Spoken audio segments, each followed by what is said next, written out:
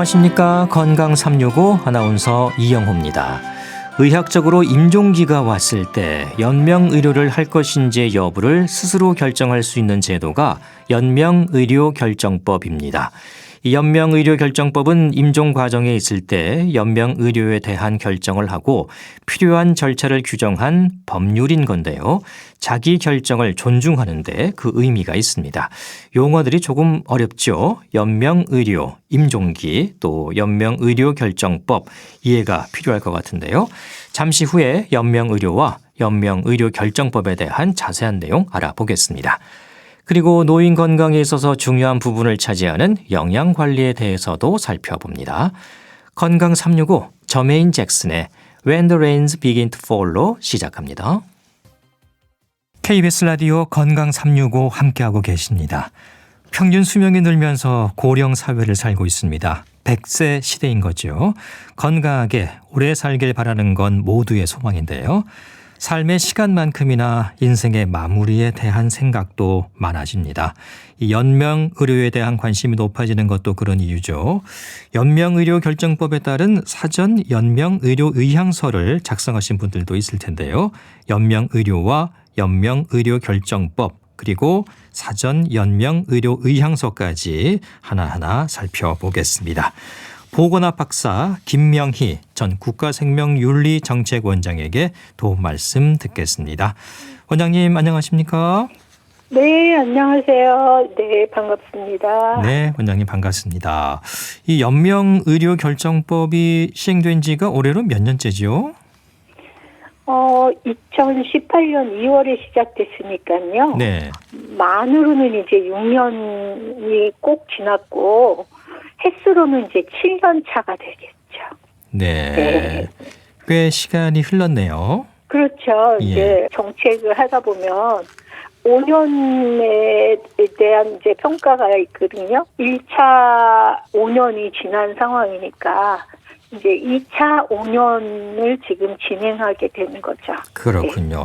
이 당시에 국회에서 꽤 많은 비율의 찬성표를 얻었었죠. 네, 그 당시에 2016년 초에 네. 2월에 이제 이게 제정이 됐는데요. 202명이 참석하셔서 네. 200명이 찬성하셔서 제정된 법률입니다. 그래서 여야 할 거 없이 이 법이 필요하고 중요하다고 결정해서 만들어주신 법입니다. 예, 국회에서도 뭐 여야 가릴 것 없이 네. 이렇게 공감을 했던 법이 네. 되겠습니다. 네, 예. 네, 네. 용어에 대한 설명을 먼저 해주시면 좋을 것 같습니다. 자, 혼동하는 분들도 계시던데요. 먼저 네. 연명의료라는 건 뭡니까? 우리가 이제 의료라는 거의 본래 목적은 네. 질병이나 상해 등으로 인해서 정상적인 건강 상태가 이제 깨졌을 때 그것으로부터 회복하든지 아니면 현재의 상태를 되도록이면 유지시켜주기 위해서 하는 것들을 목표로 합니다. 예. 그런데 이제 의학이 발달하다 보니까 그런 것들은 불가능하지만 생물학적으로 인간이 가지고 있는 예를 들면 숨을 쉰다든지 또 심장이 뛴다든지 배설을 한다든지 이런 생리학적인 기능을 이제 의료로 가능하게 되었습니다. 예. 그러니까 쉽게 말하면 인간으로서의 전체적인 인간이라는 것이 생물학적인 그런 존재이기도 하지만 사고하고 하는 정신적인 또 그런 존재이기도 하잖아요. 그렇죠. 예, 그런 것들이 총체적으로 합쳐서 이제 우리가 살아가는데 실질적으로 이런 그 생물학적인 현상들만을 유지하는 경우 네. 그것을 위해서 사용되는 의료를 우리가 연명의료라고 이렇게 이야기하고 있습니다. 예. 연명의료 결정법에서는 어떻게 정의하고 있냐면 네네.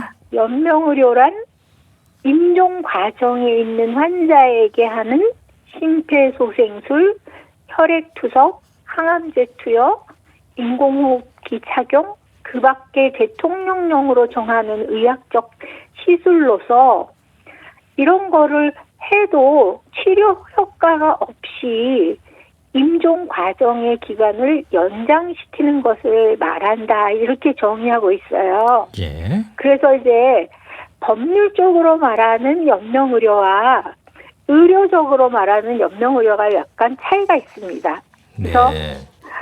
연명의료 결정법에서 이야기하고 있는 연명의료는 모든 심폐소생술이나 혈액투석 뭐 이런 것들을 의미하는 게 아니고 전제 조건이 임종 과정에 있는 환자라는 것입니다. 예. 예, 그래서 예를 들자면 우리가 이제 인공호흡기를 사용하는 경우가 여러 가지 있는데 폐렴이 심하게 걸리면 그 폐렴을 치료하기 위해서 우리가 인공호흡기를 사용하거든요. 네. 그래서 또 많이 좋아지거든요. 네. 예, 이럴 경우에는 치료 목적으로서의 인공호흡기 사용이지 그것이 연명의료는 아니에요. 그렇죠. 네. 예. 그렇기 때문에 우리가 연명의료 결정법에서의 연명의료라는 것은 의사 선생님들이 이 환자는 임종 과정에 있는 환자라고 판단하는 그런 분들을 대상으로 하는 것이 되겠습니다. 예, 그 전제 조건이 중요하네요. 임종 과정에 있는 환자가 반드시 되어야 된다는 거죠. 그렇죠. 예. 그렇죠. 예. 여기서 이제 연명 의료를 할 것인지 말 건지 또 하고 있던 연명 의료를 중단할 것인지 그걸 이제 결정하는 것과 관련해서 그 절차를 다루고 있는 법, 이게 바로 연명의료 결정법이라는 거지요. 네, 맞습니다. 예, 좀 이해가 됐습니다. 네, 자, 그럼 이 죽음을 앞둔 임종 과정에 있는 임종기가 어떤 상태인지 여기에 대한 명확한 이해가 좀 있어야 될 것 같아요. 네, 사실은 우리 인간의 생명이라는 것이 딱 이렇게 구분 지을 수가 없는 연속성 상에 있는 거잖아요. 그렇죠. 태어나면서부터 뭐 심지어는 더 거슬러 올라가면 수정되는 순간부터 연속성으로 이렇게 발달하고 이제 살아가고 죽어가는 거기 때문에 그거를 정말 칼로 물을 토막치듯이 이렇게 토막치는 거는 참 어렵습니다. 어렵죠. 네. 그렇지만 또 그렇다고 해서 항상 같은 상태를 유지하는 것도 아니지 않습니까? 그래서 이제 그 경계를 우리가 어떻게 정말 잘 구분할 것이가 어려운 문제인데 연명의료 결정법에서 이야기하고 있는 임종 과정이라는 것은 이분이 이제 회생할 가능성이 없어요. 예를 들자면 무의식 상태에 있는데 이분의 치료 과정을 돌아보면 할 수 있는 건 다 했고 어떤 것들을 하더라도 도로 회복이 된다는 것이 가능성이 없다고 판단되어지거나 치료를 했음에도 불구하고 회복이 되지 않았어요. 네. 그러면서 점점 나빠지기만 하고요. 그다음에 이제 우리가 인간이 살아있다는 것은 기본적으로 호흡을 하고 또 심장이 기능을 하고 또 이 배설이 가능하고 그래서 신장에서 이제 노폐물을 걸러내야 되고 이런 생리적인 현상이 안정적이어야 되는데 그런 생리적인 현상이 안정되지 못하고 불안하거나 점점 나빠지는 거죠. 그러니까 뭐 예를 들자면 혈압이 우리가 120에 80이 정상이다 그러면 이제 이런 경우에는 혈압이 막 떨어지는 거예요. 예. 물론 이제 그 혈압이 떨어지는 경우에 의학이 발달했기 때문에 올릴 수도 있어요. 약물을 통해서. 그렇죠. 예. 그렇지만 그거가 근본적으로 정상화시키는 건 아니라는 거죠. 네. 예. 그런 그 상태라고 의료진들이 판단하는 경우에 우리가 임종 과정에 있는 환자다. 이렇게 이제 이야기하고 하게 되는 것입니다. 예, 당연히 객관적인 의료진들의 판단이 또 있어야 되는 거고요. 그렇죠. 이제 예. 뭐 예를 들자면 그런 호흡의 깊이라든지 또는 혈압이라든지 또 신장 기능이 제대로 작동해서 소변은 잘 나오는지 기타 등등의 여러 가지 이제 객관적인 자료와 함께 전문의 선생님 그런 것들을 판단할 수 있는 전문의 선생님의 견해로 이제 판정을 하게 되죠.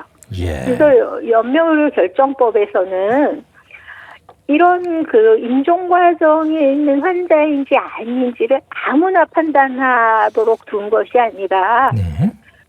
그 환자를 제일 잘하는 사람이 누구겠어요? 담당 의사겠죠. 담당하는 예. 게 선생님이잖아요. 그러니까 그 선생님과 함께 또 다른 전문성을 가진 선생님 한 명, 네. 그러니까 적어도 두 두 명이서. 명의 전문성을 가진 분들이 공통적으로 이 사람은 회생의 가능성이 없고 치료에 잘 반응하지 않아서 이제 이 병으로부터 또는 이 상태로부터 더 나아지는 것은 불가능하면서 환자의 여러 가지 활력 징후나 이런 것들이 나빠지고 있구나라고 동시에 판단을 하셨을 때 예. 임종 과정에 있는 환자라고 하도록 굉장히 엄격하게 그렇죠. 판단하게 하고 네, 있습니다. 그게 또 중요한 거고요. 예. 네, 치료가 네, 네, 가능한 네. 분을 또 이렇게 임종이라고 판단할 수는 없는 노릇이니까요. 예. 그렇죠. 그 연명 의료 계획서라는 게 있고요. 또 이 네. 사전 연명 의료 의향서라는 것도 있는 걸로 알고 있습니다. 네, 네, 예. 네, 네. 이 어떤 차이가 있는 건지 좀 하나하나 쉽게 설명해 주시죠. 네, 이제 사실 이 연명의료 결정법이 제정이 된 데에는 우리가 죽음에 대한 것을 법으로 논의하는 측면에서의 의의도 있지만 저는 개인적으로 우리가 의료를 이용하는 과정에서 그동안 너무나 그 의료진 중심의 결정이었는데 이 연명의료 결정법이 제정됨으로 인해서 환자가 일부 결정권을 행사할 수 있는 법적인 근거가 마련됐다는 게 굉장히 중요하다고 생각합니다. 네. 네, 그래서 이제 연명의료 결정법은 연명의료 계획서 작성과 사전 연명의료 요양서 작성을 통해서 확인된 환자 본인의 의사를 존중하는 법률입니다. 네. 그래서 이제 연명의료 계획서는 내가 질병에 걸렸을 때 나의 사기가 앞으로 다가올 것이라고 예상되는 경우에는 의료진에게 요청해서 또는 의료진이 환자와 상담을 통해서 나는 곧 닥칠 나의 그 임종 과정에서 연명의료는 하지 않겠다. 예. 또는 치료 과정에서도 하다가도 이런 임종 상태가 되면 그거를 중단하겠다라는 의사를 의사 선생님과 함께 작성해서 문서로 남기는 거죠. 예. 그러니까 이제 이거는 의료기관 내에서 의료진과 함께 작성하는 거고요. 네. 사전 연명의료 요양서는 연명의료 계획서하고는 다르게 19세 이상의 성인인 경우 내가 비록 지금은 건강하지만 언젠가 내가 그런 상황에 연명의료를 할 건지 말 건지 또는 하고 있는데 중단을 해야 될 건지라는 상황에 부딪혔을 때 네. 나는 어떻게 할까를 고민해서 미리 의사표현을 해서 작성해 놓는 거죠. 문서로. 네. 예. 그러면 이제 그 두 가지 문서를 근거로 해서 결정을 해야 되는 순간이 왔을 때 그 두 가지 문서에 따라서 결정을 하게 되는 겁니다. 예. 그러니까 연명 의료를 할 건지 안 할 건지 네. 건강한 상태에서 내가 미리 의향을 밝히고 작성하는 게 사전 연명 의료 의향서. 예. 네. 그리고 이제 이미 임종 과정에 계신 분들을 대상으로 하는 게 연명 의료 계획서. 이렇게 네. 이해를 하면 될까요? 네, 맞습니다. 예. 네. 그러면 이 연명 의료를 중단할 것인지 지속할 네. 것인지 그 여부를 결정하는 것은 네. 의료진이 우선인가요? 아니면 가족의 뜻이 중요한가요? 내 뜻이 중요하죠. 나의 뜻. 네. 예. 그렇죠. 환자가 어떻게 자기 가치관을 가지고 결정할 건지에 대한 거를 좀 전에 말씀드린 것처럼 아파서 의료기관에 있을 때는 연명의료 계획서를 통해서 분명히 밝혀두는 거고 예. 또는 이제 우리가 갑자기 아플 수도 있고 갑자기 또 그 사고를 당해서 의식이 없을 때도 있잖아요. 예. 그럴 때는 사전 연명의료 의향서를 작성해 놨는지를 확인해 볼 수 있도록 해놨습니다. 예, 전산 예. 시스템으로. 네. 그래서 내가 작성해 놓은 거 있으면 나의 그 작성된 사전 연명의료 의향서를 근거로 해서 결정이 가능하기 때문에 환자의 자기결정권을 최우선으로 존중하는 것입니다. 네. 그리고 나서 모든 사람이 연명의료 계획서나 사전 연명의료 의향서를 작성하지는 않지 않겠습니까? 네, 그렇죠. 네, 예. 그럴 때는 이제 가족들이 평상시에 환자가 가지고 있는 가치관이나 또는 문서로 작성하지는 않았지만 또 뭐 유언장에 써놓는 분들도 계실 거고 일기장에 써놓는 분들도 계실 거고 예. 또는 자녀들과 대화할 때 뭐 우리가 이야기하면서 나는 이제 그렇게까지 하면서 살고 싶지는 않다 뭐 이런 얘기를 평상시 하셨다면 가족들이 그런 의견을 그런 경험을 의료진한테 진술해 줌으로 인해서 그것을 근거로 해서 결정할 수가 있죠. 예. 네. 또 엄격한 판단에 의해서 결정을 네, 내리게 그렇죠. 되는 거고요. 네. 예. 그래서 가족도 한 명만 그렇게 얘기해서는 안 되고요. 최소한 2명 이상이 동일한 내용으로 진술을 하셔야 되고 2명 이상이 진술을 또 하셨더라도 아니다. 엄마는 절대 그럴 사람이 아니야. 라고 또 다른 가족이 반대하는 경우에는 그렇군요. 네, 결정을 가족들이 할 수가 없습니다. 예. 네. 자, 오랫동안 또 연명의료 결정법을 알려오셨잖아요. 예. 네. 그러면서 좀 힘들었던 기억도 있으시죠? 많죠. 예. 처음엔 많았죠. 근데 이제 뭐 다 그래도 사회적으로의 상황은 이제 고령사회도 되고 또 너무나 그 전문적이고 이런 그 의료 행위들이 많아지고 예. 이러면서 이 연명의료를 우리가 어떻게 결정할 것인가에 대한 이제 논의가 있었기 때문에 법의 필요성에 대해서는 많은 분들이 이제 찬성을 하고 동의를 해주셨어요. 예. 근데 이제 뭐가 문제냐면 우리가 연명의료 결정법을 존엄사법이다 또는 안락사법이다 이렇게 많이들 얘기를 하세요. 그렇죠. 예. 그런 오해가 네. 좀 있을 수 있을 것 같아요. 네. 그리고 특히 이제 조금 아쉬운 부분은 뭐 신문이나 방송이나 이런 매스컴에서 그런 용어를 참 많이 쓰세요. 예. 네. 그래서 이제 저희가 연명의료 결정법은 안락사법도 아니고 존엄사법도 아니다.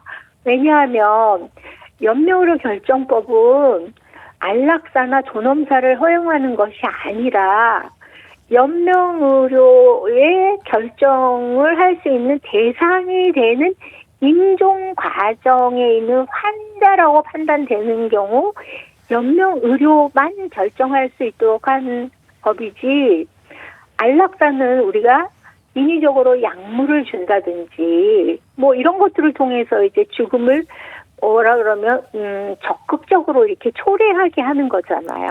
예. 존엄사도 마찬가지입니다. 존엄사의 개념에는 의사가 이제 환자의 요청에 의해서 도와서 이제 죽게 되는 소위 말하는 의사 조력 자살도 포함되어 있는 개념이거든요. 네네.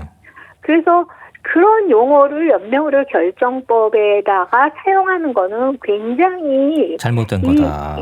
연명의료 결정법을 왜곡하는 거죠. 예. 예, 그래서 이제 계속 그거를 그거는 이제 용어의 사용이 적절하지 않습니다. 이렇게 많이 말씀을 드리는데도 예. 뭐랄까 이렇게 관심을 더 끌게 하시고자 해서 그런지 그런 용어를 아직도 많이 쓰시더라고요. 그렇습니다. 알겠습니다. 네. 아무튼 이 자신의 삶과 죽음에 대해서 좀 진지하게 생각할 수 있게 해주고 죽음을 좀 미리 준비할 수 있게 해준 그런 출발점을 줬다는 그런 또 의미가 될 수 있을 것 같습니다. 맞습니다. 네. 자, 다음 주 이 시간에는 연명 의료 계획서에 대한 말씀을 좀 이어서 전해주시면 좋겠습니다. 오늘은 여기까지 듣겠습니다. 고맙습니다. 네, 감사합니다. 네, 지금까지 김명희 전 국가생명윤리정책원장과 함께했습니다. KBS 라디오 건강 365 함께하고 계십니다. 신영원의 불씨 듣고 계속 이어갑니다. KBS 라디오 건강 365 함께하고 계십니다. 우리 몸의 건강을 위한 하루 열량은 어느 정도일까요? 특히 노인들에게 필요한 열량은 나이가 들수록 더 중요하지 않을까 싶은데요. 건강과 영양 부족이 되지 않도록 관심이 필요한 노인들의 열량과 영양. 국립정신건강센터 건강증진과의 백현욱 교수와 함께하겠습니다. 교수님 안녕하십니까? 네, 안녕하십니까? 네, 이 나이가 들수록 근육은 좀 줄고 지방은 증가하는 게 일반적인 거죠. 그렇습니다. 왜 우리 잘 아시는 것처럼 옆에 나이 드신 분들 근육량이 젊을 때와 다르게 많이 줄어들어 있고 예. 상대적으로 배가 좀 나온다거나 체지방량을 측정해 보면 늘어나 있는 거 우리 일반적으로 많이 보고 있잖아요. 예. 자, 그럼 왜 이렇게 되는 걸까? 이유는 뭘까? 그 사람의 어떤 그 구성이 나이에 따라 변하게 되는 걸까요? 예, 인체 구성 성분이 변화하는 거 맞습니다. 나이 잡수실수록 제지방량, 결국 근육량이죠. 근육량이 줄어들어서 왜 근감소증이 증가한다. 이거는 우리 많이 얘기하고 있잖아요. 근데 그렇게 근육량이 줄면 상대적으로 몸을 구성하는 성분 중에서 체지방, 그러니까 지방 부분은 당연히 증가하는 거 맞죠. 따라서 인체 구성이 나이에 따라서 변한다. 맞는 얘기입니다. 예. 그 지방이 많아진다는 것은 기초 열량, 여기에도 변화가 있는 걸까요? 그렇죠.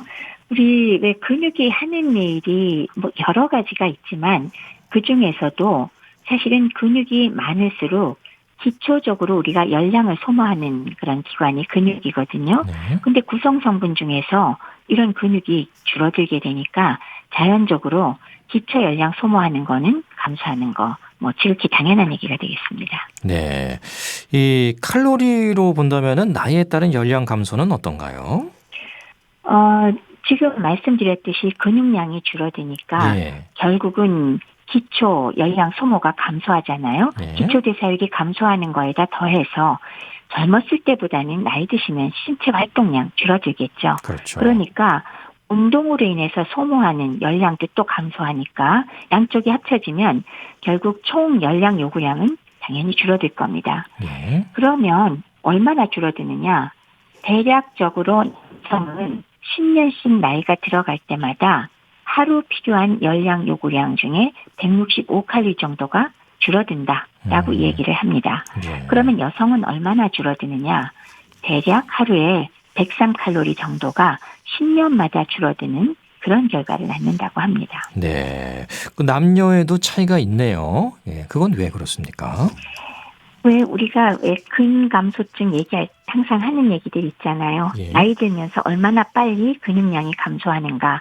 물론 뭐 여러 가지 연구 결과 있지만 대략적으로 1년에 한 1% 정도씩 근육이 감소한다라고 얘기를 할 수 있는데 남성은 여성보다 기본적으로 원래 근육량이 많잖아요. 그렇기 때문에 비슷하게 1%씩 줄어가도 전체 그 절대량은 당연히 더 많이 주니까 거기에 따라서 기초 대사율 감소량은 더 커지겠죠. 그래서 남성이 줄어드는 열량 요구량이 더 많다라고 할 수 있겠습니다. 네, 이렇게 남녀 간에도 차이가 있는 거고요. 네. 그러니까 나이가 들수록 필요한 열량이 점점 적어지는 거네요. 그렇다면 좀 적게 드셔도 영양 부족의 문제라든가 그런 걱정할 부분은 없지 않을까 싶기도 한데요. 그렇죠. 예. 지금 필요한 게 적으니까 아이고 조금 잤어도 아무 문제 없겠다. 뭐 이런 생각이 사실 저도 먼저 드는데요. 그렇죠. 예. 실제로 신체 유지를 위한 기본적인 필요열량이 줄어들기는 하지만 네. 그래도 생명을 유지하고 신체 장기의 기능을 제대로 보존하자면 뭐 열량도 필요하지만 다른 미세 영양소도 필요하잖아요. 비타민이라든지 미네랄 이런 것들이 우리가 열량만 내놓는 영양소라 그러면 세 가지 있죠. 네. 3대 열량 영양소. 네. 탄수화물, 네. 지방, 단백질 세 가지입니다. 네. 이것의 부족증도 일단 문제가 되는데 거기 외에도 다양한 미량 영양소 중에 다만 한 가지라도 부족하면 그것만으로도 사실은 문제를 일으켜요. 인체에는. 네. 그래서 노인의 경우는 사실은 드시는 양이 점점 줄어드는 문제도 있고 그렇기 때문에 내가 필요량이 적다고 해도 여러 가지 이유로 영양 부족의 문제를 걱정할 부분이 없는 게 아니라 오히려 우려해야 할 만한 요소가 훨씬 더 많다고 하는 게 맞습니다. 네, 그러니까 단순히 수치로만 판단할 문제는 아니라는 거죠. 맞습니다. 예. 오히려 뭐 일부 영양소는 더 많이 필요할 수도 있겠는데요. 그럼요. 예. 노화로 인해서 어떤 장기는 더 저하되고 어떤 장기는 그런 대로 유지되고 그런데 그러한 신체 장기의 기능을 보존하기 위해서는 어떤 면에서는 젊은 사람보다도 비타민과 미네랄, 개개인에 따라서 개인의 신체 상태에 따라서 특정 영양소가 더 많이 필요할 수도 있겠죠. 따라서 노인의 경우는 영양이 부족한 것도 문제고 동시에 어떤 영양소는 뭐 과하지만 어떤 영양소는 좀 부족한 영양 불균형 상태를 동시에 보이는 경우가 더 많다고 하는 게 많은 얘기가 되겠습니다. 예. 근데 노인들은 아무래도 기저질환이 있는 경우가 많고요. 또 매일 꾸준히 복용해야 하는 약도 있을 테고요. 그런 몸 상태에 따라서도 어떤 필요한 열량이나 또 영양소가 차이가 있지 않을까요? 노인들을 말씀드리다 보면 주변을 둘러봐도 그렇고요. 어느 정도 연세가 드신 분들 중에 다만 한 가지라도 계속적인 복용약이 없는 분 사실 참 드물지요. 예. 그럴 만큼 만성 질환에 노출되어 있는 분들이 상당히 많은데 이러한 만성 기저질환 자체가 역시 신체 상태를 변화시키고 영양 상태도 변화시키고 대사도 변화시키지 않습니까? 네. 그래서 질환의 문제도 있지만 또 하나는 그 질환을 치료하기 위해서 계속적으로 약을 드셔야 한단 말이에요. 그러니까 그 드시는 약이 사실 한 가지만 꾸준히 드셔도 그게 문제가 될 수 있는데 실제로 서너 가지는 기본이고 심지어는 10가지, 20가지 이 정도의 약물을 복용하는 분도 많단 그렇죠. 말이에요. 예. 그러면 그렇게 지속적으로 복용하는 약물에 의해서 몸 안에서 사실 우리가 어떠한 대사 변화가 일어나고 어떠한 영양소의 흡수 장애가 일어나는지 아는 거는 알지만 사실 다 알지는 못하거든요. 네. 그래서 결과적으로 나타나는 건 사실 나타나 봐야 아는 경우도 있고 미리 짐작할 수도 있지만 그런 면에서 영양 쪽 흡수나 대사에 미치는 영향이 매우 크니까 결국 노인에게는 영양 문제가 매우 흔하고 그러면서 매우 중요하고 때로는 정말 치명적이다라고 말씀을 드릴 수 있겠습니다. 네. 약을 또 안 드실 수도 없는 노릇이고요. 그럼요. 예, 약을 이렇게 한 줌씩 드시면서 그렇게 지내는 분들이 꽤 많더라고요. 그럼요. 약을 많이 드시다 보면은 아무래도 좀 식욕 부진, 입맛도 좀 떨어질 것 같고요. 그렇죠. 또 식욕이 없다 이런 말씀도 하시고 여기에다 치아도 부실하게 되면 내가 이거 먹고 소화시킬 수 있을까 자신감도 많이 떨어지잖아요. 맞습니다. 예, 그러니까 식사량이 그럼 줄게 되면 당연히 영양 관리에 문제가 생길 텐데요. 그렇죠. 계속 강조해드리지만 나이가 드셔서 영양 쪽에서 열량 요구량이 줄어든다고 해서 적게 먹어도 아무 지장이 없느냐. 그거 자체도 문제지만은 예. 실제로 필요량이 줄어든 것보다도 많은 경우에 노인들은 지금 말씀 주신 여러 가지 이유들이 있잖아요. 네. 약물 복용으로 인해서 소화장애도 나오고 맛도 떨어지고 그리고 또 뭐 여러 가지 이유로 음식에 아예 관심도 없어지고요. 예. 뭐 우울증이나 이러면 진짜 관심 없어지고 경증이라도 인지기능 장애가 있어도 역시 먹는 데 관심 없고 식사량이 확 줄어들거든요. 네. 그런데다가 또 치아 뭐 멀쩡한 분들 굉장히 적죠. 네. 그러니까 씹는 단순히 즐거움이 아니라 실제로 치아가 부실하면 먹기가 힘들어지거든요. 네. 그래서 또 소화가 자신 없어지니까 더더구나 먹는 걸 자꾸 피하게 되고 그러면 절대적인 식사량이 줄어드는 게 실제로 노인들한테 문제가 되고요. 그렇기 때문에 이렇게 결과적으로는 식사량 줄어든 것이 원인이 돼서 체중이 급격하게 감소하는 노인들을 많이 보게 되죠. 네. 근데 또 문제점들은 가족이나 옆에서 돌보시는 분들이 그냥 특별히 별다른 불평을 안 하시면서 점점 먹는 게 줄고 체중이 급격하게 줄고 기운이 빠져도 노안이거니 그러고 내버려 두게 되잖아요. 예. 사실은 그게 더 문제가 됩니다.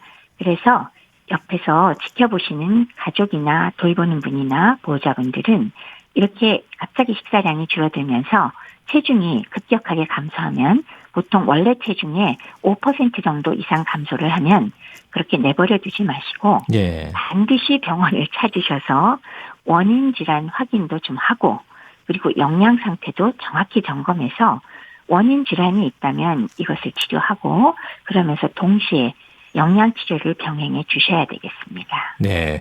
그 옆에서 부모님들이 잘 드시면 저도 기분이 좋거든요. 예. 그렇죠. 근데 뭘 잘 안 드시고 또 오랜만에 뵀는데 살이 빠진 것 같고 그러면 또 자식들도 많이 마음이 아프거든요. 예. 확인해 보셔야 돼요. 그냥 이렇게 드시면 안 드실까. 안 됩니다. 예. 네. 또 맛있는 거 또 사드리는데도 예전같이 좀 잘 못 드시는 것 같고. 예. 이 맞습니다. 체중계 같은 게 또 집에 꼭 있으면 좋을 것 같아요. 예. 네, 체중 수시로 그런 거 재시고요. 왜 되게 연세 높으신 분들 제가 혈압계 체중계는 꼭 좀 비치하시고 그렇죠. 간헐적으로 혈압도 좀 재드리고 체중 좀 매일 달아보시고 제가 왜 환자분들 뵙고 어지간히 말라 보이는데도 네. 체중을 모르시는 분이 많아요. 맞아요. 당사자도 그렇고 가족도 그렇고 그래서 무관심하게 계시지 마시고요. 체중계 사다 놓고 매일 한 번씩 체중 재보는 것도 습관화하시면 그렇죠. 정말 좋겠습니다. 예. 그러니까 어르신들은 이 체중은 목욕탕 가서 재는 걸로만 생각하시는데 예. 집에 하나 이거 많이 안 비싸니까 예. 그렇죠. 구입해 드리면 좋을 것 같습니다. 그리고 요즘 이제 1인 가구 특히 이제 노인들만 이렇게 홀로 생활하는 가정이 많잖아요. 그렇죠. 그래서 영양 관리가 더 걱정인데 가장 좀 부족하기 쉬운 영양소가 뭘까요? 노인들한테 부족하기 쉬운 영양소 뭐 여러 가지 우리가 얘기를 하고는 합니다만은 예. 제가 매번 노인 영양 노인 문제 말씀드릴 때마다 강조하는 거 1번이 있죠. 제가 1번. 1번. 네. 네. 단백질이요. 단백질 고기. 예. 예. 일단 단백질 섭취 쪽은 정말 신경을 써주셔야 됩니다. 이거는 단백질의 성정 자체가 단순히 그람당 4칼로리라는 열량을 내는 영양소라기보다도 오히려 단백질은 몸의 구성 성분, 근육과 여러 가지 장기의 구성 성분의 재료가 된다는 측면이 하나가 있고요. 또 하나는 몸의 대사작용에 필요한 각종 효소나 이런 대사물질의 재료가 된다는 것. 그렇기 때문에 생존을 위해서 정말 필요한 것이거든요. 그래서 제가 매번 단백질 꼭 좀 제대로 드시라. 그래서 뭐 여러 가지 방법이 있지만은 부디 세 끼니마다 단백질 관련 기본적인 식품, 즉 뭐예요? 고기 기본이고요. 그렇죠. 예. 예, 고기 싫다는 분 많이 계시잖아요. 예, 예. 그러면 그 다음번에 고기를 대체할 수 있는 단백질 성분들이 있잖아요. 네. 값도 안 비싼 거. 물론 생선 대체가 될 거고요. 아니면 정말 비싸지 않고 우리가 쉽게 살 수 있는 달걀과 두부. 네. 요 네 가지 중에 한 가지만은 매 끼니마다 꼭 좀 잡수시라고 매번 많이 강조해 드리잖아요. 예, 예. 근데 그게 사실 비용이 많이 들거나 그런 건 아닌데 세 끼에 그것을 반드시 포함시키는 거는 쉽지는 않은 일입니다. 그러나 신경을 쓰셔서 아침을 드실 때도 적어도 계란 한 개나 두부 뭐 이런 거라도 꼭 잡수시고요. 이게 이제 첫 번째 단백질 섭취를 강조해 드리고요. 네. 두 번째는 비타민 D와 칼슘이 국민 건강 영양조사에서 그렇게 많이 모자란다고 나와 있거든요. 부족해요. 예. 그렇죠. 그렇기 때문에 이 부분에 대해서도 신경을 우리가 좀 써줘야 되고요.